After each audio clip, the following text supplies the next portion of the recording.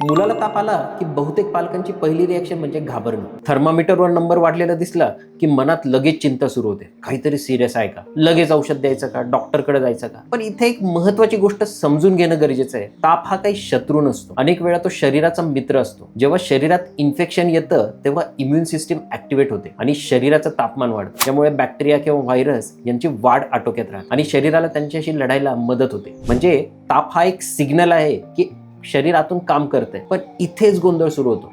पालक दोन टोकांची रिॲक्शन देतात. काही जण ताप आला की लगेच पॅनिक होतात, वारंवार औषधं देतात, ताप लगेच कमी करायचा प्रयत्न करतात आणि काही जण उलट पूर्ण दुर्लक्ष करतात, आपोआप ठीक होईल म्हणून थांबतात. दोन्ही पण चुकीचं आहे. ताप हा एक सिम्पटम आहे, प्रॉब्लेम नाही. म्हणजे आपल्याला फक्त ताप कमी नाही करायचा, तर तो का आला आहे हे समजून घ्यायचंय. काही वेळा ताप साधा व्हायरल असतो आणि 2-3 दिवसात कमी होतो, पण काही वेळा तो सिरियस कारणांमुळे असू शकतो. जर ताप खूप जास्त असेल, सतत टिकत असेल, मूल खूप सुस्त दिसत असेल, खाणं पिणं बंद असेल किंवा इतर सिम्पटम्स असतील तर त्याकडे दुर्लक्ष करणं धोकादायक ठरू शकतं. इथे ऑब्झर्वेशन खूप महत्वाचं आहे. तुम्ही थर्मामीटरकडे जास्त लक्ष देत आहात की मुलाच्या बिहेवियरकडे, हा फरक तुमचा पुढचा डिसिजन ठरवतो. कधी कधी पालक फक्त नंबर बघतात आणि घाबरतात, पण मूल खेळतंय, ऍक्टिव्ह आहे, पाणी घेतंय तर सिच्युएशन वेगळी असते. आणि कधी ताप कमी असतो पण मूल खूप सुस्त असतं, ते जास्त चिंताजनक असू शकतं. म्हणजे नंबरपेक्षा पिक्चर जास्त महत्वाचं आहे. ताप कमी करणं हे फायनल गोल नसतं, तर योग्य कारण समजून घेणं